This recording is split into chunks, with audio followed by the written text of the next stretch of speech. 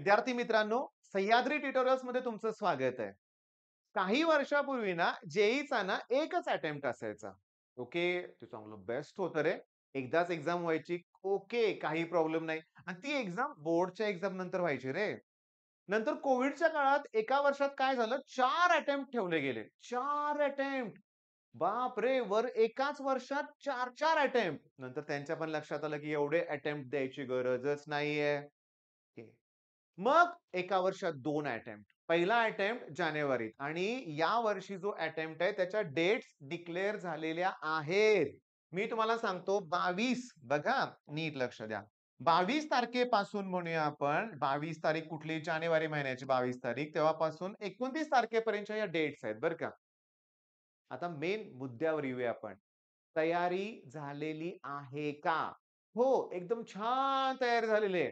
पेपरचीच मी वाट बघतोय. कधी एकदा पहिला अटेम्प्ट येईल असं मला झालं होतं. कारण मला 100% मिळणारच आहे. तेवढा मी अभ्यास केलेलाच आहे. असं म्हणणारी फार थोडी मुलं आहेत. आणि बाकीची मुलं तणावात आहेत. तणावात आहेत लक्षात घ्या. एक प्रकारची भीती आहे, की अभ्यास केलाय की 2 वर्ष, पण रिवाईज करायला टाईमच मिळत नाहीये. जर्नल, सबमिशन, प्रॅक्टिकल्स त्याची ओढाताण सुरू आहे आणि त्यावेळेत हा अटेम्प्ट येतोय. ओके. म्हणजे अटेम्प्ट आहे की जानेवारी त्यावेळेस तुमचं प्रॅक्टिकल सबमिशन कंप्लीट झालं असेल, मान्य करतोय मी. पण रिव्हिजनच्या काळात सध्याच्या पिरियडमध्ये तेच सुरू आहे. बरं ओके. जर्नल, प्रॅक्टिकल सबमिशन केलं कसं तरी. कॉलेजची प्रिलिम आली. ओके. आता घरातले काय म्हणतायत, की आता बोर्डच्या एक्झामच्या अगोदर प्रिलिम तरी दे. आणि प्रिलिमला जाताना लक्षात आलं, की आपला काहीच अभ्यास नाहीये, ते लिहिता येत नाहीये. 2 वर्ष आपण एम-सी-क्यू सॉल्व्हिंग प्रॅक्टिस केली. प्रॉब्लेम काय होतोय माहितीये का? बोर्डकडे दुर्लक्ष झालंय. त्यामुळे तो एक तणाव आहे. 75% पाडायचे हा तणाव आहे. आणि मी तुम्हाला सांगतो, की ह्या जेईच्या पहिल्या अटेम्प्टमध्ये बऱ्याच लोकांचा चांगला स्कोर होत नाहीये. 29 तारखेला 29 जानेवारीला लास्ट डे आहे म्हणजे शेवटची शिफ्ट असेल, बरोबर आहे? आणि त्याच्यानंतर हीच दिवसात रिझल्ट पण लावतात रे. बोर्डच्या एक्झाम सुरू व्हायच्या अगोदर किंवा त्या दरम्यान तुमचा रिझल्ट लागेल. तर रिझल्टचं टेन्शन वेगळं आणखीन. मग या व्हिडिओमध्ये मेन मला तुम्हाला सांगायचं आहे, तणावमुक्त राहा. तुमचा किती अभ्यास झालाय ते घरातल्यांबरोबर डिस्कस करा. आहे ते फॅक्ट्स त्यांच्यासमोर मांडा.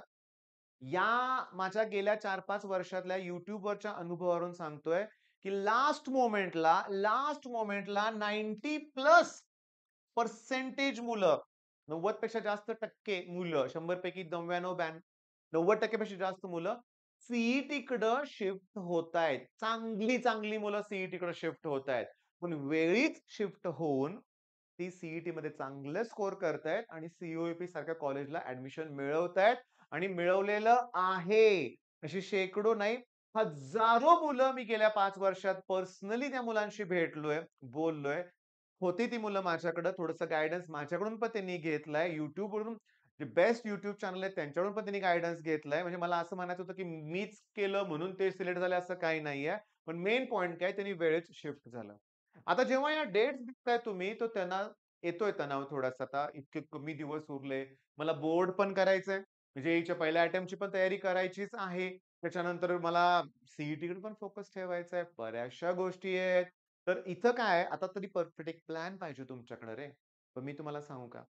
फिजिक्सचा अभ्यास 0 आहे, अशी मुलं होती फक्त 4 दिवसापूर्वी. 4 डेज अगो म्हणूया आपण 4 दिवसापूर्वी. पण मला आता WhatsAppला असे मेसेज आलेले आहेत, की सर प्रिलिमचा पेपर झाला फिजिक्सचा आणि आम्ही पेपर अतिशय छान लिहिला. रिझन काय? कारण मी त्यांना दिलं होतं डेफिनेशन 70 पेक्षा जास्त. मी त्यांना डिस्टिंग्विशचे प्रश्न दिलेत 17, 18, 20 पेक्षा जास्त. मी त्यांचे लॉज घ्यायला सुरुवात केलेली आहे. 1-2 दिवसात ते पण फिनिश होतील आणि त्यानंतर आम्ही डेरिव्हेशन्स घेणार आहोत. मी ऑफलाईनच्या मुलांना सांगितलंय 5 तारखेला आपण पेपर द्यायचा. फिजिक्सचा फुल लेंग्थ आणि 10 तारखेला केमिस्ट्री आणि 15 तारखेला मॅथ्स. 3 पेपर द्यायचेच आहेत लक्षात घ्या. आणि सांगू का? मी घेतोय ना YouTubeवर पण मी व्हिडिओ तुम्हाला प्रोव्हाईड करतोय. तुम्ही ना काय करा माहितीये का, की तुम्ही ठरवा तुम्ही कुठं आहात. बघा आता आता खरं मुद्दा महत्त्वाचा बोलायला मी सुरुवात करतोय. तुम्ही तुमचा अभ्यास कसा आहे? तुमचा सिरियसली छानच अभ्यास असेल, तर जेईई वरती फोकस करा. ओके. ओके. तुम्हाला जेईमध्ये चांगला स्कोर होणार आहे ना, तुम्ही ते 75% ची काळजी करू नका. जो जेईमध्ये बेस्ट स्टुडंट परफॉर्मन्स देणारा स्टुडंट असतो ना, तो बोर्डला चांगले मार्क पाडतोच रे. मॅथ्समध्ये तो पैकीच्या पैकी पाडतोच रे.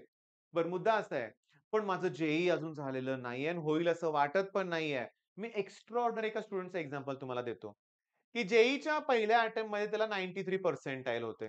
ओके. मग आता मला सांगा, सेकंड अटेम्प्टमध्ये किती पडले असतील? सांगतो 0. शॉक बसला तुम्हाला? सांगतो. अरे गेलाच नाही पेपरला तो. त्याने डिसाईड केलं होतं. मी त्याच्याशी बोललो. मी त्याला म्हटलं, "अरे वाह! एवढे पर्सेंटाइल वाढतील अजून सेकंड अटेम्प्टला." तो म्हणाला, की तिथं वाढवून माझी एडव्हान्सची अजून प्रॉपर तयारी नाहीये. मान्य मी जेईई मेन्समध्ये वाढवून गेलो 97 पर्यंत जाईल, 98 पर्यंत जाईल. पण तेवढंच एफर्ट्स मी जर सीईटीत दिले, तर मी खूप चांगला परफॉर्मन्स देईन हे मला माहिती आहे, असं त्याचं क्लिअरली म्हणणं होतं. तसंच झालं. आज तो मुलगा वन ऑफ द बेस्ट कॉलेजमध्ये आहे. दी बेस्ट कॉलेजमध्ये आहे लक्षात घ्या. वेळीच योग्य निर्णय. अरे, घरातले देतात रे सपोर्ट. तुम्ही बोलून तर दाखवा ना त्यांच्याशी. बोलून तर दाखवा, त्यांच्याशी बोला. बरं, आता हा एक दुसरा प्रकार आहे, की वेळीच सीट शिफ्ट होतोय. माझ्याकडे एक स्टुडंट आहे. आत्ता जॉइन झालाय. 10वी ला 70% मार्क होते. ओके. एक होता जेईईच्या अकॅडमीमध्ये. काही झालं नाहीये. बघा पर्सेंटेजवरून तुम्हाला कळते, की तो सो स्टुडंट आहे, एक नॉर्मल आहे. हां, चांगला स्टुडंट आहे.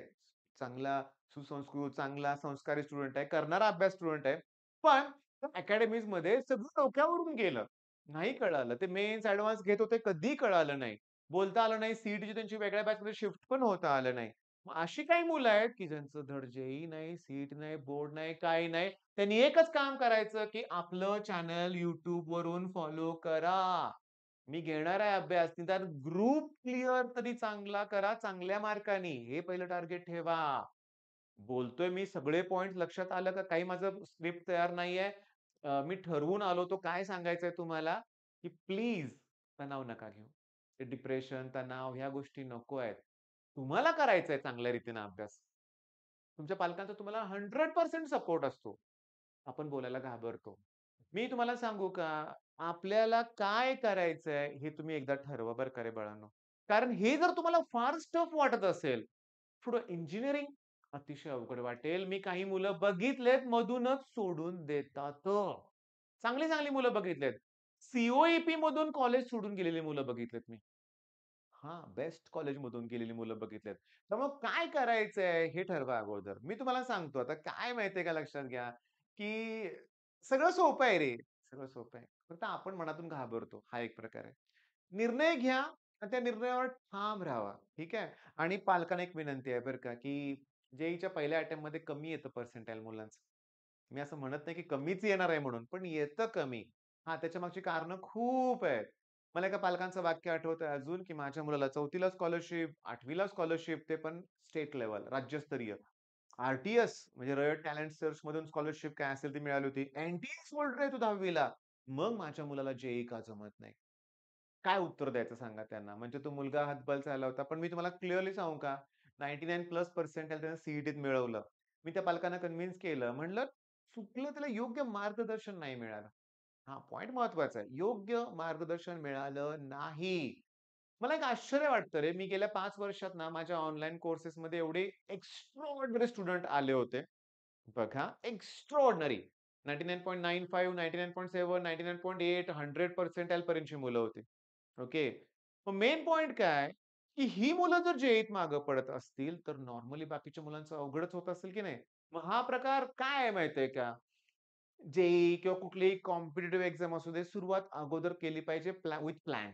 ओके. इथून पुढे तरी, की इंजिनिअरिंगला जेव्हा तुम्ही ॲडमिशन घ्याल ना, तेव्हा स्टडी प्लॅन पाहिजे, की मिड सेम केव्हा आहे, एंड सेम केव्हा आहे, कुठला इव्हेंट किती दिवस त्यात जाणार आहे, आपल्याला काय करायचंय, सगळा प्लॅन पाहिजे तुमच्याकडं.